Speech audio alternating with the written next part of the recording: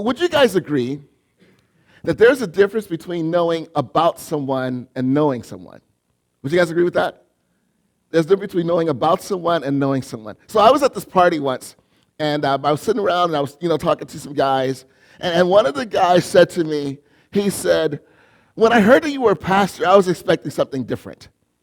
I was expecting someone to be like judgy and stiff and look at me funny because I'm drinking a beer, And he said, "You're not that at all." And as a matter of fact, he finished it like this. He said, "If more pastors were like you, I would go to church." To which my thought was, well, you know what?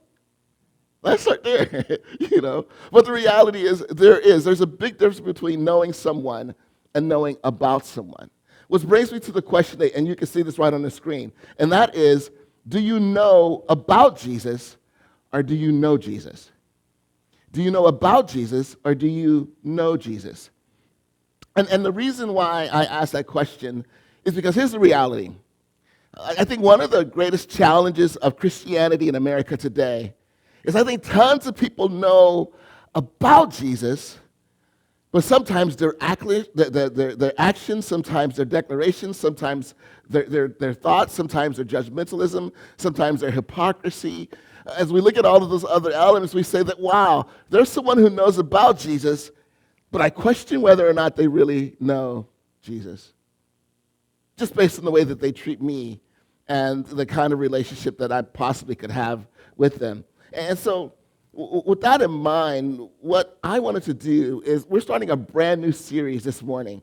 And that series is simply this: who is Jesus? Who is Jesus? And so over the next several weeks, that's what we're going to explore. Is we're going to spend some time diving into Jesus and looking at who Jesus, because here's what I'm hoping, is I'm hoping that as a result of this series that you will conclude that, wow, I don't just know about Jesus, now I know Jesus. And the reality is, when someone gets to know Jesus, the desire becomes, I want to know him more. I want to know him more deeply. I want to experience that relationship and that connection with him. I want to be drawn to that because we begin to recognize what it is that he desires to have in our relationship with us.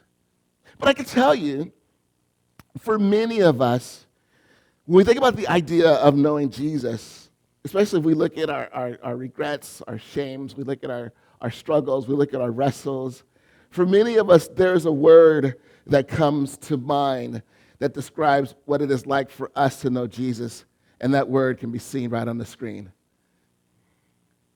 Unworthy. Unworthy. Some of you are excited because you're sitting in this room right now and you thought if you walked into this building, like lightning might strike the building. But as you can see, we're okay, and so are you.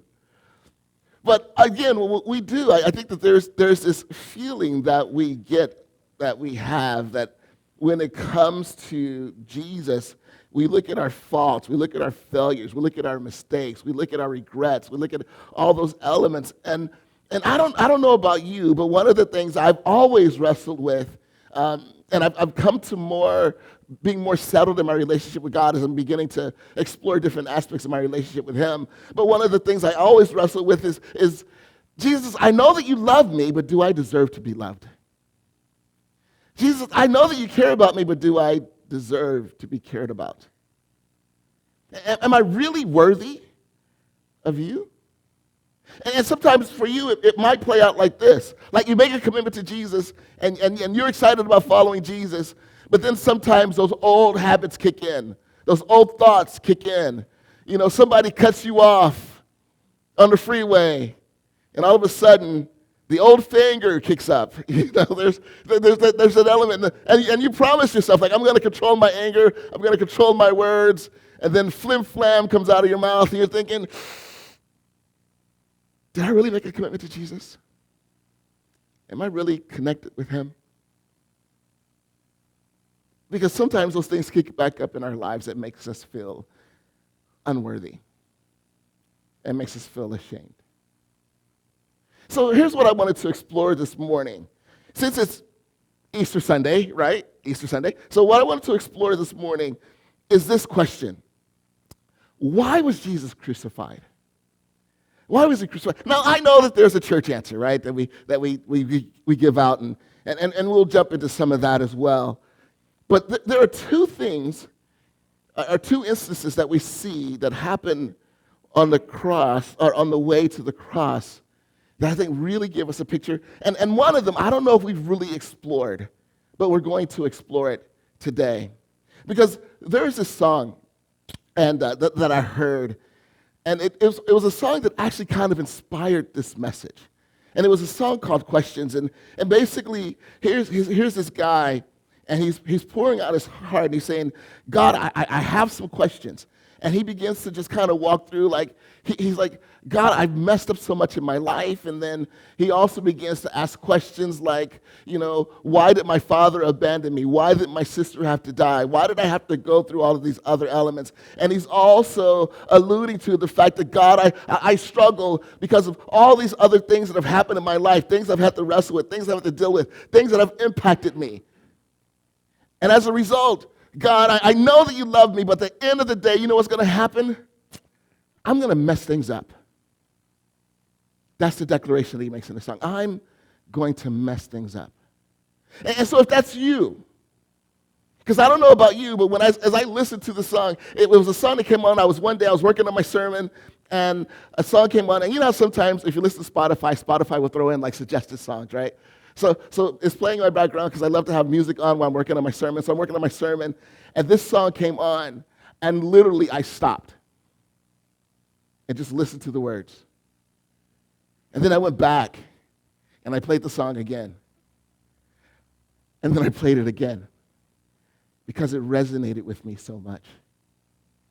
And I thought, how many of us wrestle in our relationship with him? And here's the thing sometimes, too, is we know that we wrestle, but there's a part of us that feels like, well, I can't say that I wrestle. I can't acknowledge that I wrestle.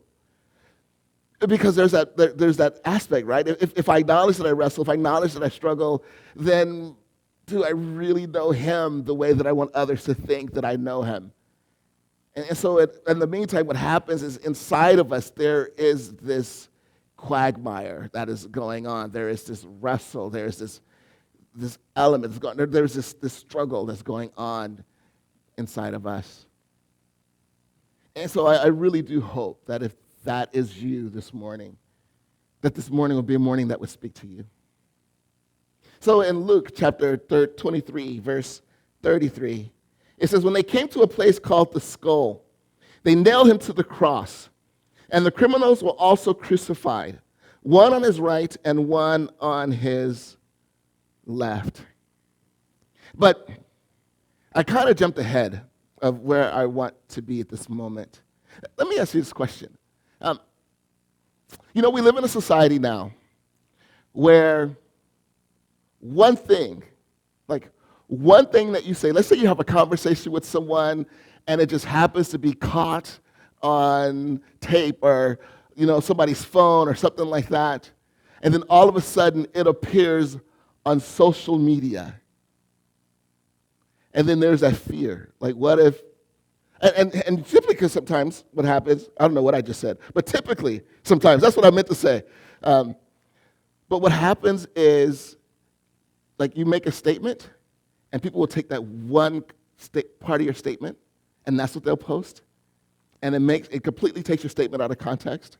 I remember once somebody was having a problem with me and was struggling with the way that I do things. And they wanted to sit down and have a conversation about it, and I was happy to do so. And then they said, can I record our conversation? So I went, right? Can I record our conversation? And I was like, no. And they were like, why? Because you have something to hide?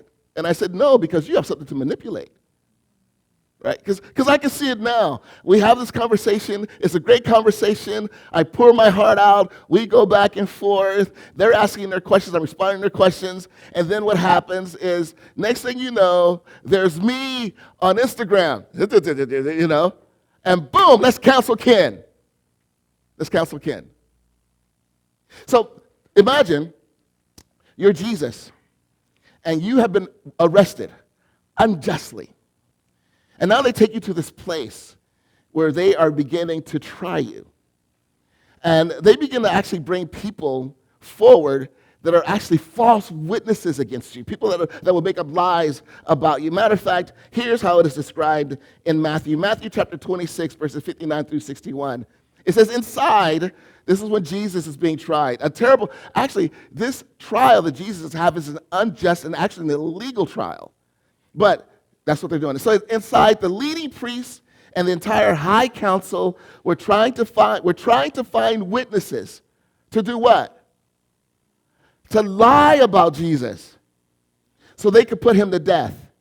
But even though they found many who agreed to give false witness, they could not use anyone's testimony.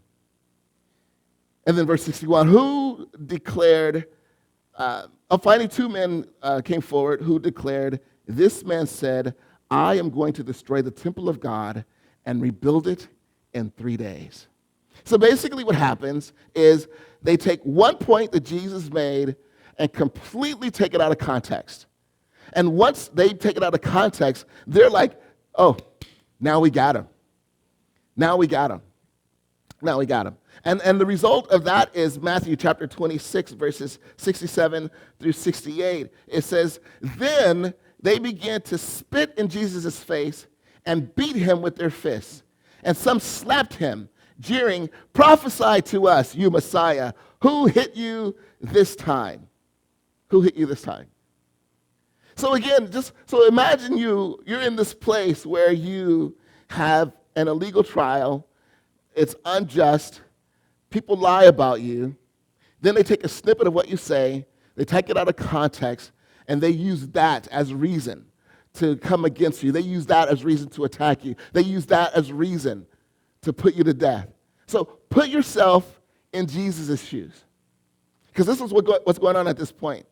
So then after that, they take him to Pontius Pilate because they wanted Rome to put them to death, not them.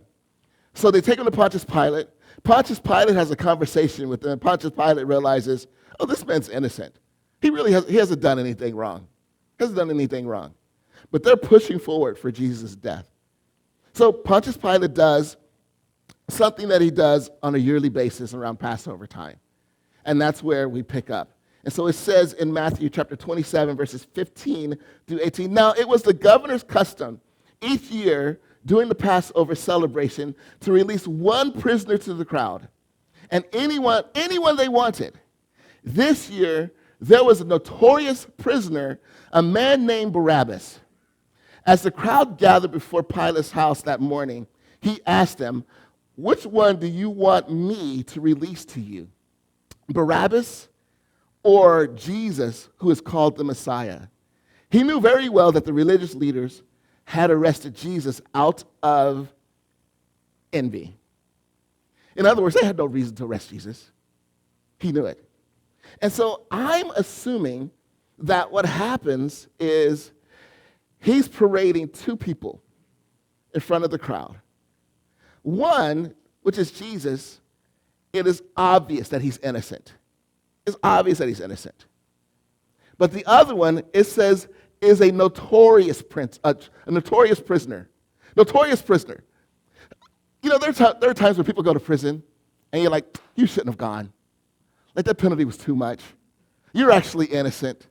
But then there are some people that are like on Law and Order, right? Dun, dun. So there's some people that they find evidence or DNA evidence, they go before court, it's all done, it is a done deal. And we look at those people and go, you guilty. You done did what you done did. You guilty. And so here's what Pontius Pilate does is he says, here's Jesus and here is Law and Order man. He's the one that's guilty. And to Pontius Pilate, the choice of the crowd was obvious. That they would choose who? Jesus, right? That they would choose, obviously. I mean, here's a guy that's innocent. He's done nothing wrong. It seems like they would choose Jesus. So he tries to present this obvious choice. Notoriously sinner, notoriously in prison, or wholly innocent. Wholly innocent. And so here's what the crowd does in Matthew chapter 27, verses 20 to 21. It says, meanwhile, the leading priests and the elders persuaded the crowd to ask for Barabbas to be released and for Jesus to be put to death. So the governor asked, which of these two do you want me to release to you? And the crowd shouted back, Barabbas. Barabbas. So now, this is one of those passages. I think when we read the crucifixion story, this is one of those passages that's kind of easy to skip past and not really look at the implications of what it's saying. Because here's the reality. If we really understood this, then what we would do is we'd also understand the reason why Jesus was crucified. Because here's the reality. Barabbas, the guilty one. You know, Barabbas also represents you and me. Because we're all guilty. We've all done something. We've all done something that we regret. We all done something that carries shame. We've all done something that carries guilt. We've all done something that we wish. Like if I could just go back, if I could just change my thought process, if I could just change my reaction, if I could just change my actions, you know, I would do differently. Sometimes we may not say it that way. You know what we say? If I knew then what I know now, right? I would completely do things differently. I would completely do things differently. And so as we look at Barabbas, we can also say that parading in front of the crowd is Ken on one side and Jesus on the other. Jesus on the other. So now this is the reason why Jesus was crucified, is because what happens is, and just imagine, you're Barabbas. You're Barabbas. And you think, ain't no way they're going to choose me. Ain't no way. You know, I'm that guy. I'm that guy. There's no way they're going to choose me. And then you hear them yell, your name. Like, wait. Me? No. What? All right. Right?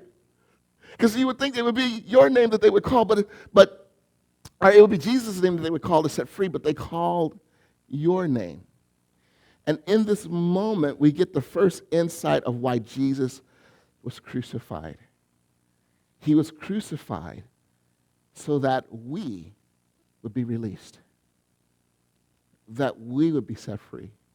And so for Barabbas, the fact that Jesus Christ is arrested and crucified, the fact that he is moved forward towards death, what Jesus does is by freeing Barabbas, Barabbas now has a second chance at life, a second chance to do things differently, a second chance to live a redeemed life, a second chance to go back and apologize, a second chance to make things right, a second chance to, like I said before, to live differently, a second chance to make up for his actions, a second chance to live the rest of his life trying to appease what it is that he's done, trying to maybe encourage, try to motivate, try to inspire, a second chance to maybe look at others and say, don't live the life that I have lived. A second chance to maybe stand in front of a bunch of teenage kids and do the scared straight thing. It's a second chance. So as we look at this, it's important for us to realize that this is one of those passages I just don't want us to skip by, because what it declares is a simple fact that Jesus Christ is willing to take our place for the consequence that we deserve. He's willing to do that. And so as we look at Barabbas, maybe we could see ourselves in that as well. And it goes on and it says in Matthew chapter 27, verses 22 and 23, Pilate responded, then what should I do with Jesus, who is called the Messiah? And they shouted back, crucify him. Why? Demanded Pilate. What crime has he committed? But the mob roared even louder, crucify him. Now, did you notice the question that the crowd didn't answer? What's the reason? Why? Because here's the reason. There was no reason why. There was none. So the only thing that they could do is just crucify him, crucify him, crucify him. Because the reality is, if I really were to look at what I was demanding, I would realize I am putting an innocent man on the cross. And so what also this crowd is stirred up by the religious leaders who wanted to put Jesus on the cross. They stir this crowd up, and they get the crowd moving. And they get the crowd to the point where the crowd won't even look at the simple fact that what they're doing is they're putting to death an innocent man. They're kind of just caught up in the moment, caught up in the instance, caught up in the noise, caught up in the momentum. But the reality is there was no reason to crucify Jesus. None. And so as we look at what happens with Jesus, it's crazy to begin to think about it that way. So Matthew chapter 27, verse 26, it says, "So Pilate released Barabbas to them. He ordered Jesus flogged with a lead-tipped whip, then turned him over to the Roman soldiers to be crucified." Now, here's the thing that's really interesting to me as I begin to dig into this passage a little bit more as well, and as you continue to move forward. So one of the things that we said before this instance is we said that Jesus Christ was unjustly arrested, and then he has this unfair trial where people are lying to him, so it's obvious that he's innocent. They have to make up something, or they have to take something that he says out of context just to have a reason to be able to put him in prison, and to have him arrested, and hopefully put him to death. And now here he is in this situation where now he is about to be flogged. And I'm not going to go into detail about flogging because it is intense and it is gross. But let's just put it this way, he's tortured. He's tortured. And then after he's tortured, he's given what's called the patabolum. And what that is, because I don't know if you've ever seen the movies where Jesus Christ, as he's crawling, as he's going through the city and parading through the city, like he carries the whole cross, right? Like he's dragging the whole thing. Okay, reality, that wasn't how it worked. The upward part of the cross, that was already there. And so what Jesus carried is the cross part of the cross, the horizontal beam. He's carrying that. But realize that's still, at minimum, 150 pounds. So imagine that you've had a night where you've been unjustly arrested. You've had a night where you've been unfairly treated. You've had a night where people have lied about you. You've had a night where people have made stuff up. You've had a night where people took you out of context to kill you. And now you're in the next day. Now you're chosen by people to be crucified. And then on top of that, you are beaten, you are tortured, and now you have to carry this beam. Then you get to the cross. And while you're on the cross, people are jeering, people are sneering, people are criticizing, people are judging, people are yelling. So now imagine that you are Jesus and you are in this moment. And so in reality, what we see that Jesus does is Jesus deals with the absolute worst that human beings can do to each other. The absolute worst. And what is his response to that? What is his response to that? Luke chapter 23, verse 34. Jesus said, "Father, forgive them, for they don't know what they're doing." And the soldiers gambled for his clothing by throwing dice. Now think about that. He has experienced the worst that humanity can do to him, that humanity can treat him. Like wouldn't it be nice? You would think. Like, for example, if I've done something and I'm unjustly treated, I can tell you now, my family would speak up. My family would say something. At least I hope they would. Some of them might be, "Oh, good luck, Dad." Yeah. No, I really believe. I believe my family would say something. Except for Tess, looking at me right now going, no, she's not. Okay. But not only would my family say something, I'm sure that many of you who know me would know that he's been accused of, there's no way the Ken did that. There's no way. And so you would be a cry for justice on my behalf. But here's the thing for Jesus. There were no cries. His best friends had abandoned him. Best friends had abandoned him. Except for one, the disciples who he had invested in. They're all gone except for one. That's John. John was the only one who followed him through the whole process. He's the only one that's there when he's crucified. The only one. And even then, John doesn't stand up and say, hey, take him off the cross. This is unfair. Doesn't. At least it's not documented if he did. So you would think that there would be someone that would speak, but no one spoke up on his behalf. No one.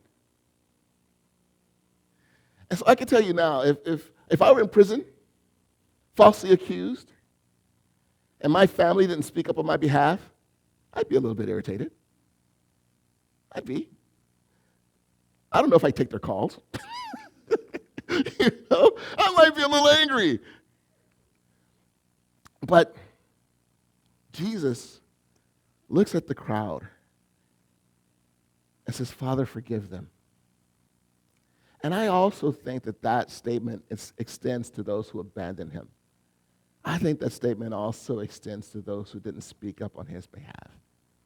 I think that statement extends to everyone who ultimately was involved or uninvolved or silent that led him to that moment. Father, forgive them.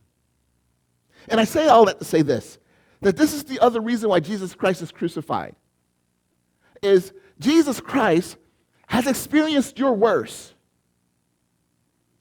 And he looks at your worst, and instead of judging you for your worst, he screams out to the Father, Father, forgive them. Father, forgive them. So we see he was crucified to take our place for judgment that we deserved. And we see now that he's also crucified because he was extending to us an incredible statement of grace. An incredible statement of forgiveness. Because we've all been there, haven't we? We've all been there. We've messed up. And as we're walking back, we take the walk of shame. We've all been there. But again, Father, forgive them. Forgive them. And then the beautiful thing about that is he goes on the cross, he dies. And so once he dies, his blood was shed, his body was broken, all to forgive us. And then he rises again. He rises again. And so I can imagine, it says on that morning that his mom and some other women had showed up to the grave because they wanted to address his body. And the stone is rolled away, and he's gone. He's gone. And it says that one of the women, when she saw Jesus alive again, she didn't recognize him at first. And so she thought he was just a gardener. And so she says to Jesus, Sir, where have you put his body? Because she thinks that somebody stole the and Jesus says, Mary. And he says, and this is not his mother Mary, it's another Mary, but he says Mary in such a way that she immediately recognizes, oh my gosh, it's you. You're alive. You're alive.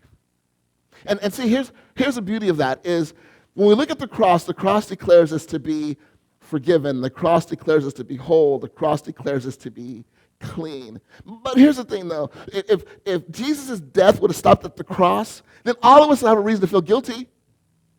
I messed up, and my mess up put Jesus on the cross. We'd all have a reason to feel guilty. But it doesn't just stop there. He rose again. And so basically, by rising again, what Jesus is declaring is you don't have to feel guilty. I did this for you. And I love you. And I don't want you to live and wallow in your guilt. Because my death is not the end of the story. My resurrection is here and our story continues. And so he wants you to know that you can come to him. Bring your dirt, bring your sin, bring your shins to Jesus. So when you combine shame and sin, you get shins. So just to let you know. Okay. So bring your shame, bring your sin, bring your guilt, bring your remorse, bring it all to him. Bring it all to him. Because again, he doesn't want you to feel guilty. So bring it all to him. And what he wants to do is he wants to give you this incredible experience that we call grace. Now, one of the things that I've been doing recently is I've been experimenting with ChatGPT. Don't stop. Don't you judge me.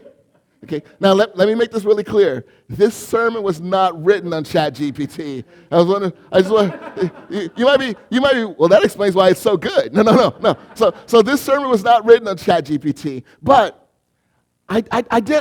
sometimes I just want to see what it will say.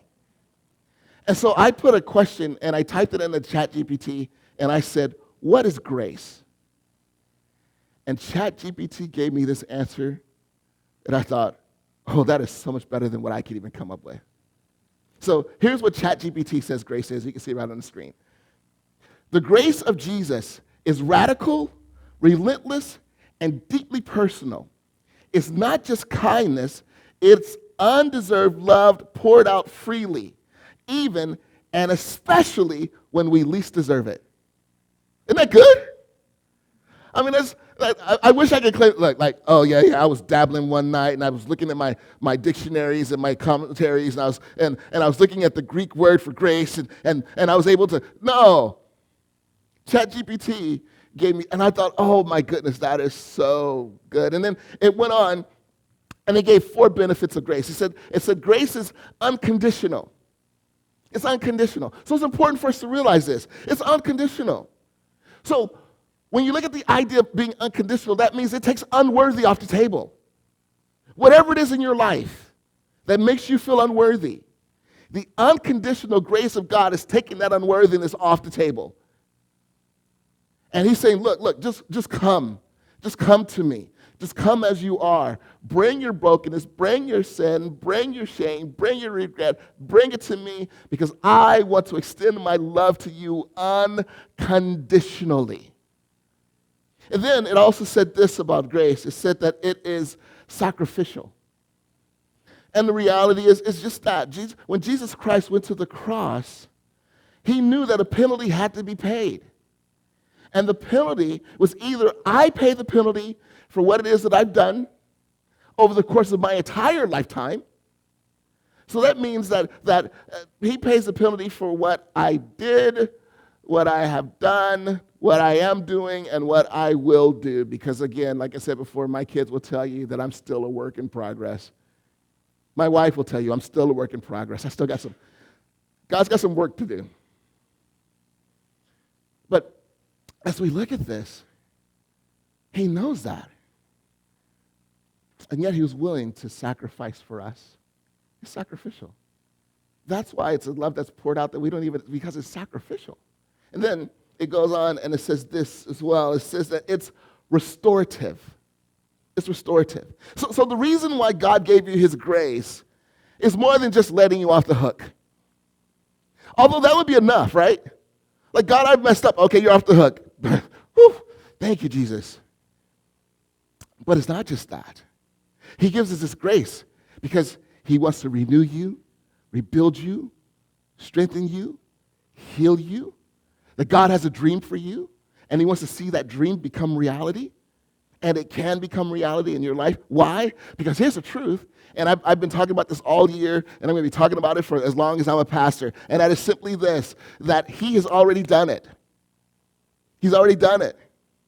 What he's declared about you has already been done. Although it may not be a present reality in your life, it's already been done.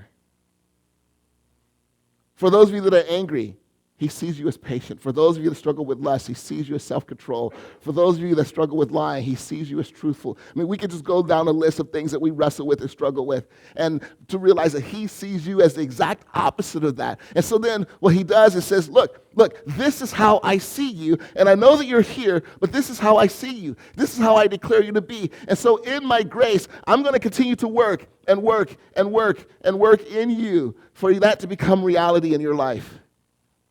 For the reality of my declaration to become the reality of your experience. And that will take time. It'll take time. But it is restorative. And then it said this, that grace is gentle but powerful. It is gentle but powerful. It's willing to walk alongside you. And it's willing to continue. And that's the thing about grace. Grace is never going to give up on you. Never. It's going to always push. It's going to always call. It's going to always draw. It will never, ever give up on you. And so as a result of that, it's powerful. Because think about that. If we really allow, and this is the thing, I think one of the reasons why people struggle with knowing about Jesus compared to knowing Jesus, because if we really know him, then what we begin to realize is, Jesus, I am living in your grace on a regular basis. And as I live in that grace changes me. But then also what I begin to realize is, as I live in that grace, then that also opens the door for me to begin to extend grace to others and see them moved because of that grace. And so he invites you into him as well. And then it's summed up. ChatGPT will sum it up. It says this in summary. In short, the grace of Jesus is a love that stoops down, lifts up, and never lets go. It's the kind of grace that changes people, not by force, but by overwhelming mercy. That's powerful. That's powerful. So I'm going to be using ChatGPT in a lot more sermons. But it's really powerful as you think about that. And I'll promise you, if I ever use ChatGPT, I'll tell you that I used it. But I will never take credit for myself. But as we look at that, I love this idea that it changes me, not by force, but by overwhelming mercy. And there's a point where Jesus is having a conversation, and he says this. He says, he who has been forgiven much loves much. And so, if we really want people to recognize that we know Jesus as opposed to knowing about Jesus, let them see us as people who forgive. Now, I want to make this really clear. Forgiveness is not being a doormat. Forgiveness does not mean that we don't call people out on their struggles. Because there are times Jesus forgave, but he also flipped tables too. Right? So there are times where you do need to be stern, and there are times where you do need to call people out. There are times where you do need to say enough. But as we do that, what if on the other side of that declaration we begin to look for ways for, God, how can I extend your grace the way that you've extended it to me? How do I do that? And so this grace that I want to encourage you to step into is a grace that loves you unconditionally. It's a grace that calls you. It's a grace that invites you. And that's my prayer this morning, is that we'll step into that, because that's what Easter declares. It's an opportunity. And I'll tell you this too. This message applies to those of you who believe as well. Because I've seen it in my own life, where I think as a believer, I have to ream myself over the coals for what it is that I've done. I have to beat myself up for what it is that I've done. Because in many cases, I think I should know better. And the reality is I should know better. But I didn't do better. And what you don't have to do with Jesus, there's a really great passage in Hebrews where it says that we can approach the throne of grace with confidence. That if you are here and you have not approached Jesus because of your shame, like your shame has been the dividing factor, your shame has been the one that has caused you to say, I'm not worthy to go before God. I'm not worthy to pray to him. I'm not worthy to talk to him. I pray that this morning will be the morning as you begin to understand Easter differently, that you'll begin to recognize that that invitation extends to you, and that you can approach the throne of grace with confidence, not arrogance, but confidence. That God, I'm confident that you love me. I'm confident that you forgive me. I'm confident that the struggles that I've had does not change the way that you view me. And I'm confident that you will continue to walk with me. I'm confident that you will carry me through this. I'm confident that you will guide me through. And I'm confident that you will lead me in the way everlasting. I'm confident. So one of the things that we do here at Encounter is, one of the things that is that we desire to make following Jesus as simple as possible. It's not always easy, but it's simple. I think sometimes we have a tendency to make Christianity a lot more complicated than what it needs to be. And so Jesus was asked a simple question. The question was, what's the greatest commandment? Like if I were to follow that one thing, and Jesus says this, he says, love the Lord your God with all your heart, soul, mind, and strength. He says, love your neighbor as yourself. And so in that, what Jesus does is he makes following him very simple. And that is love him, love others, love yourself. And so what we do is every sermon that we do here at Encounter is we always finish looking at those three things. So here at Encounter, in loving God, we say love up. And so here's what I want to encourage you to do. Embrace his grace. Embrace his grace. Let this be the day that when you walk out those doors, that God, I've stepped into your grace, your incredible mercy. And I'm so thankful that you love me. You love me for me. In spite of my failures, you love me. So embrace his grace. Love out. Treat the failures and shortcomings of others with grace. And I told you before, grace does not mean being a pushover.